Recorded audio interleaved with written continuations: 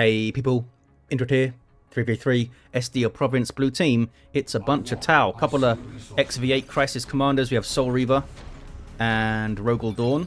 Oh, looks like we have the same color scheme, so I'm going to get confused. These guys bring strong ranged firepower and some utility as well. Alongside, rounding off the team, is Toilailee and an Ethereal.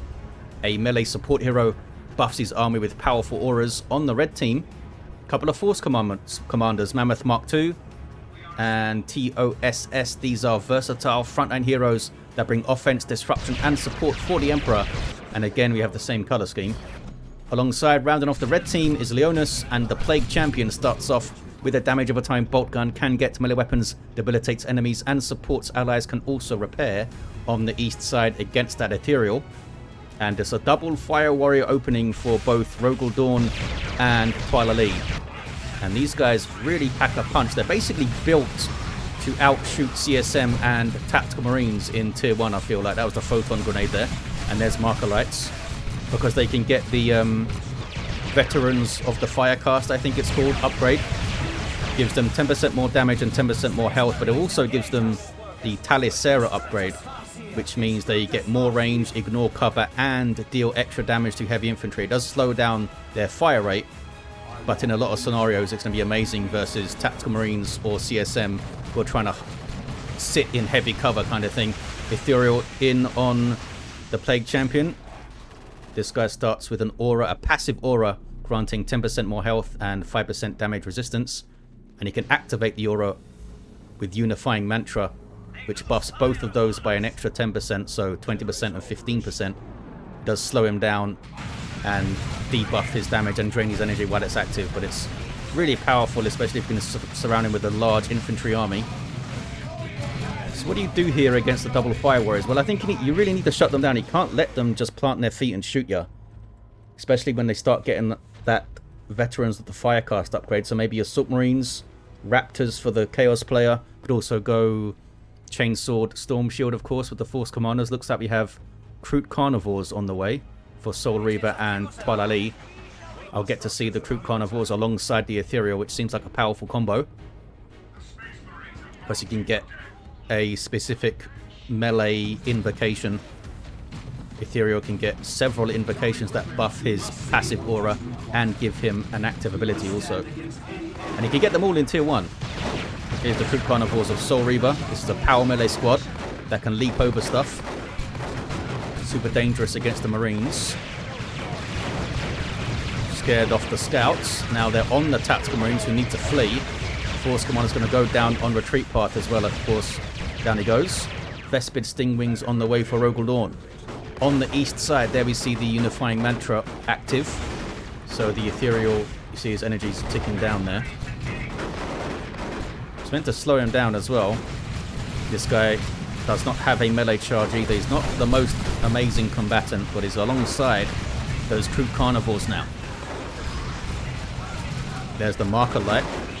Yeah, this is the initial alpha. This has been updated to 1.1, but in this build, the Marker Lights can spread to extra units, which is not intended. They did fix it in 1.1, I believe. Unfortunately, I'm not going to be able to easily tell what invocations the Ethereal has. I guess I could spot the abilities when they're used, maybe. Vespids on the Devastators. I mean, they've got 250 hit points in each, these guys. So if you focus them down, they should drop. Oh, the Devastator's wiping their Mammoth Scouts are also gone on the west side. Yeah, there we see them, look. Heavy losses early on for the red team. No shotguns, no Storm Shield, and no Assault Marines. They're going Devastators here, which I think is a bit odd. Vespids will hard counter them.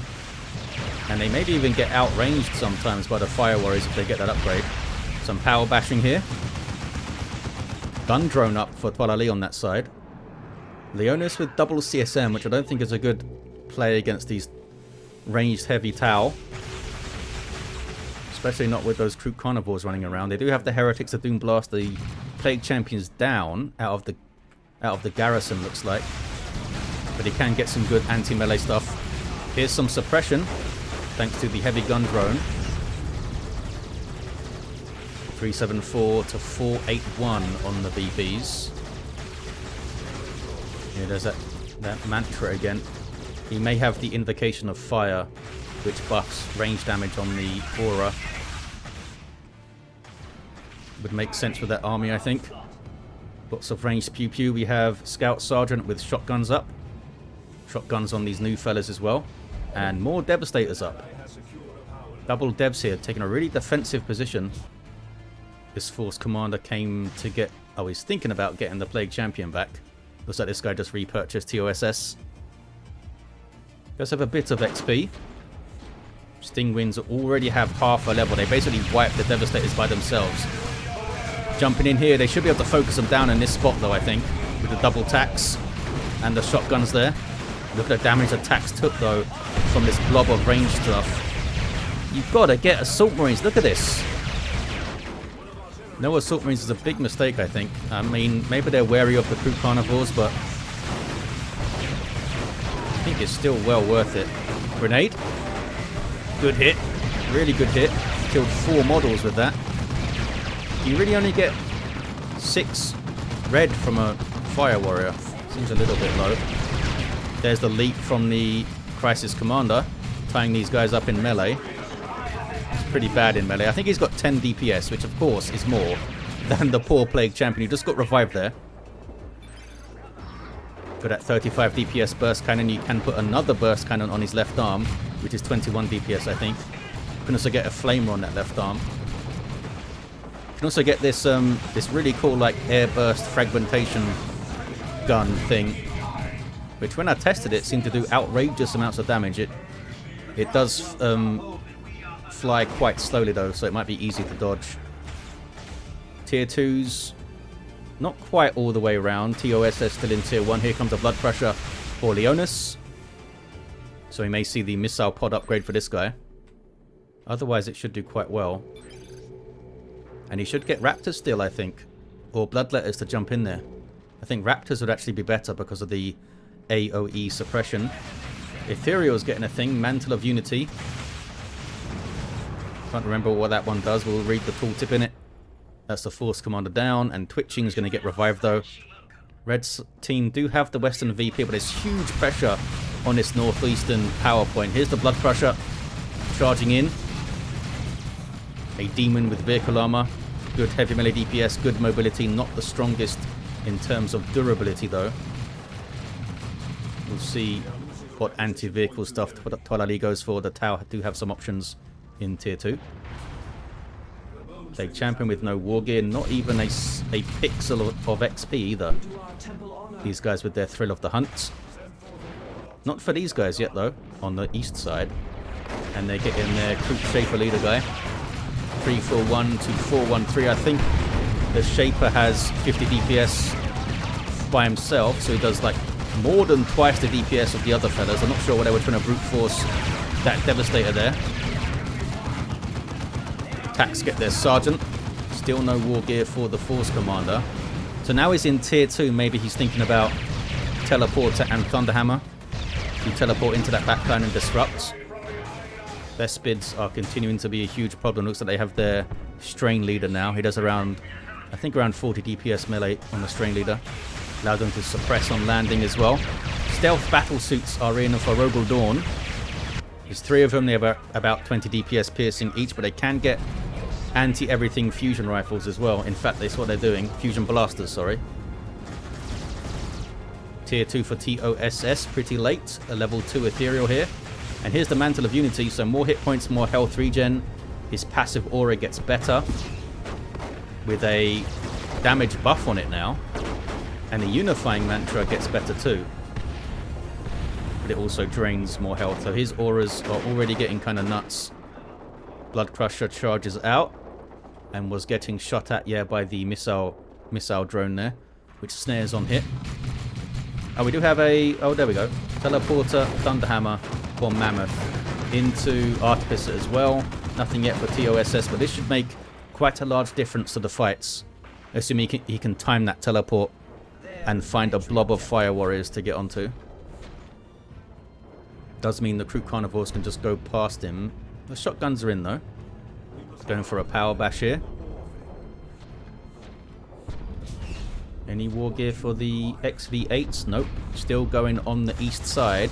Stern Guard veterans coming in for Mammoth. Immediately the Kroot carnivores are on them. But Mammoth is here to protect them using the Hammer's disruption here.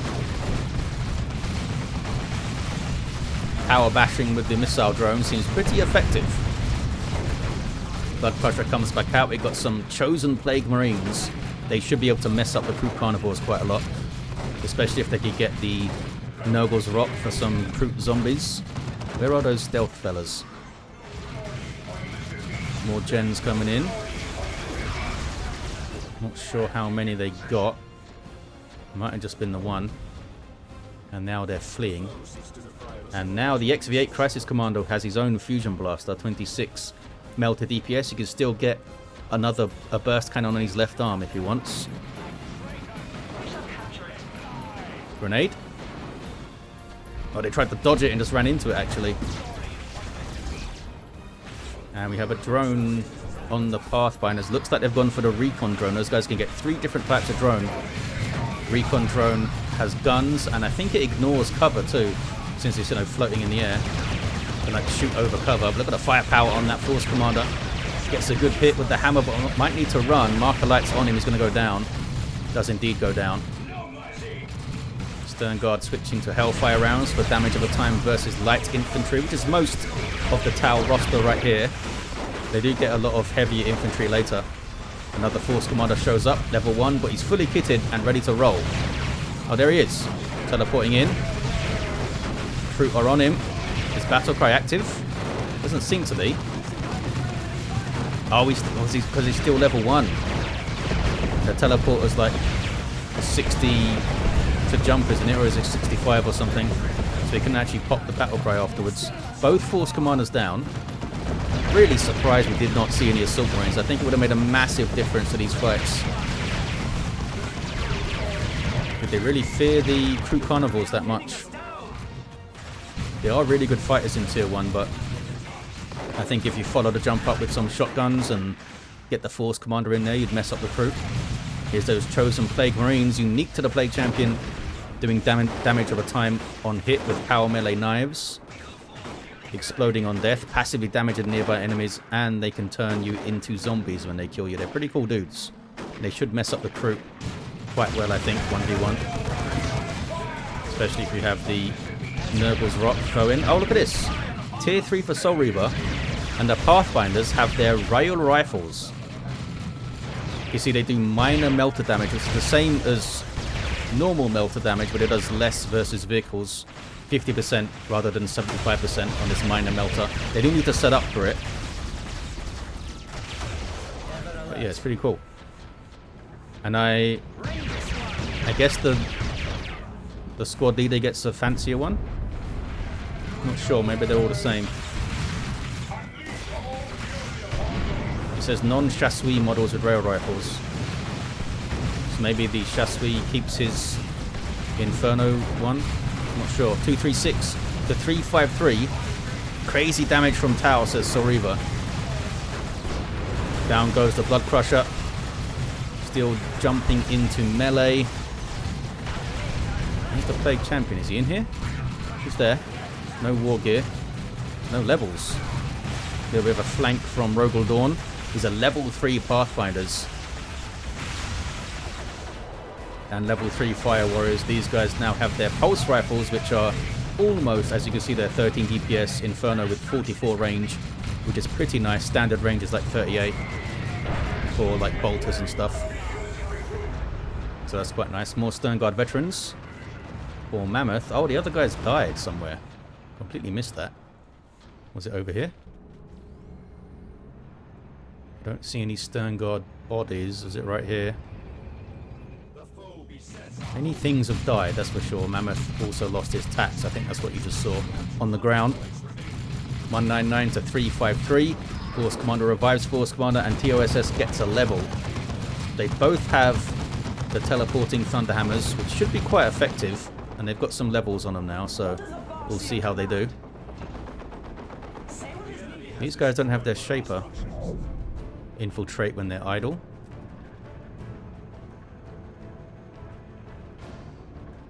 Yeah, popping the Battle Cry global.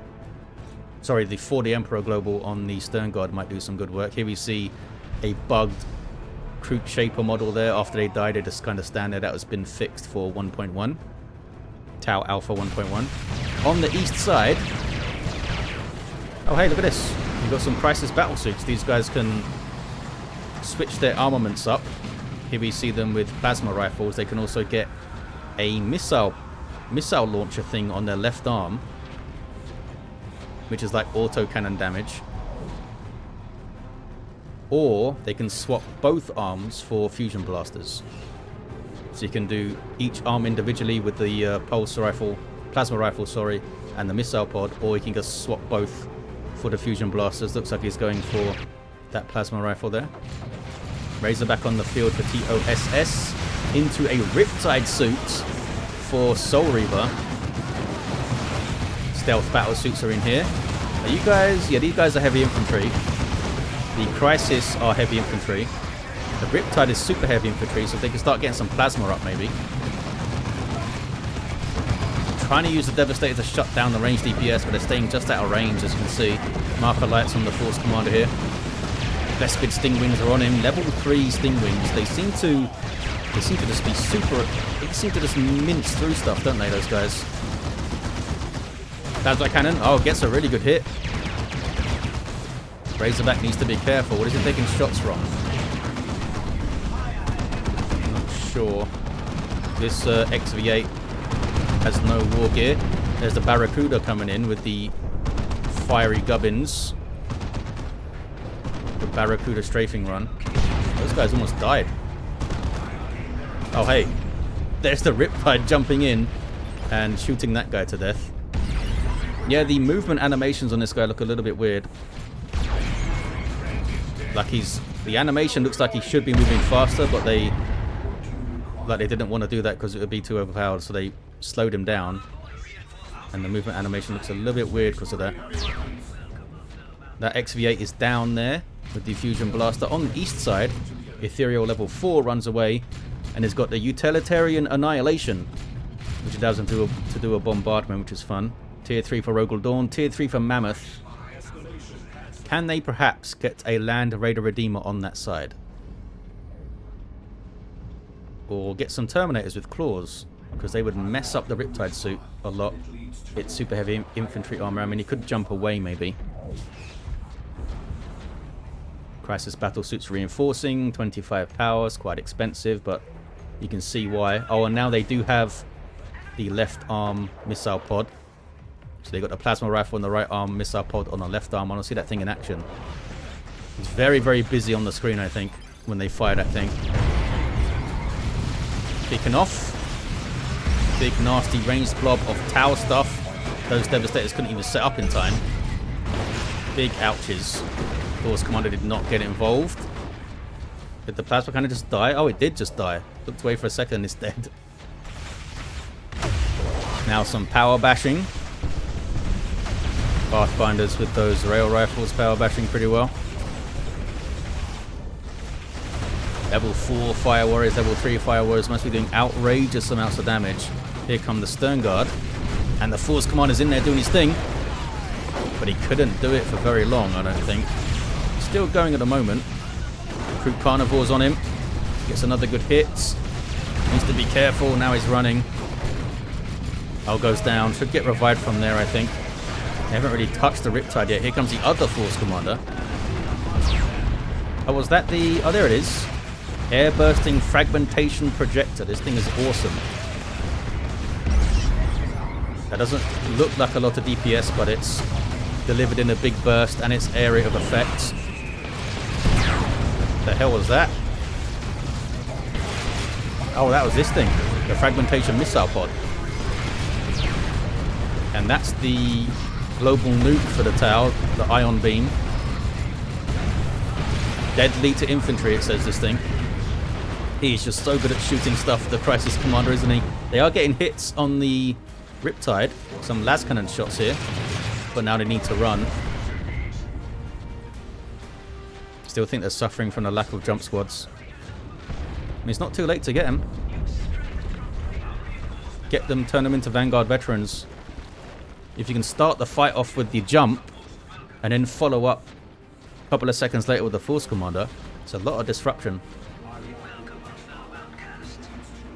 Stealth battle suits now have their leader guy. I think he's called a Chasseur or something, and I only say it.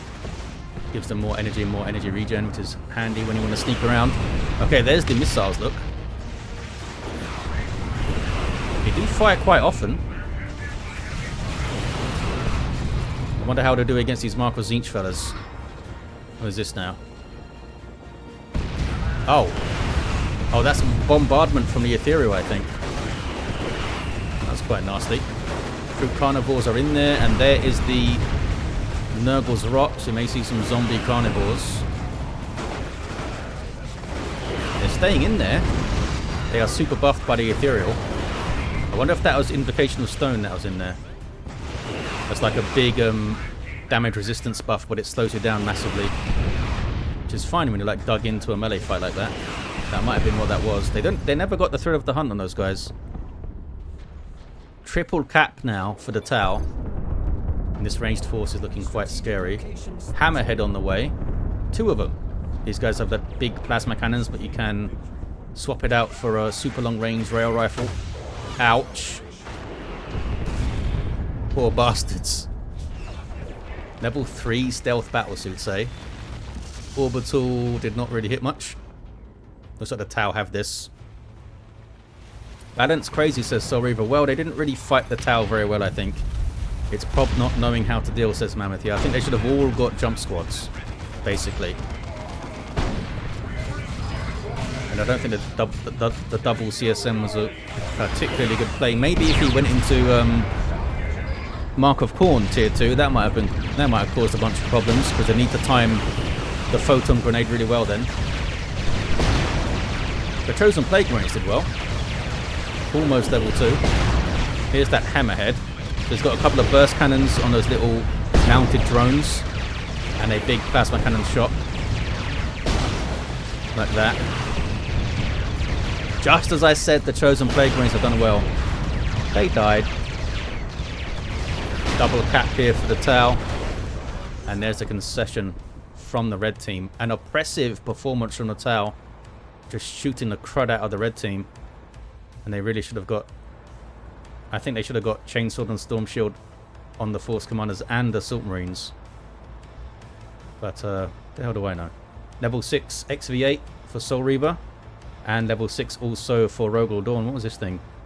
Command battle suits. More energy, more speed, more regen, and 2 abilities. Yeah, this is the really expensive tier 3 armor. We've also got the left arm burst cannon here, because he wants more ways to shoot you. Level 4 Force Commander for Mammoth. Level 4 Force Commander for TOSS. And a level 2 Plague Champion was trying to get Armor of Pestilence at the end. Yeah, I think Leonus especially could have done more on this side. There was no fetid armor for the Kroot Carnivores. No Bile Spear for them either. No Jump Squad. No Havocs, I think.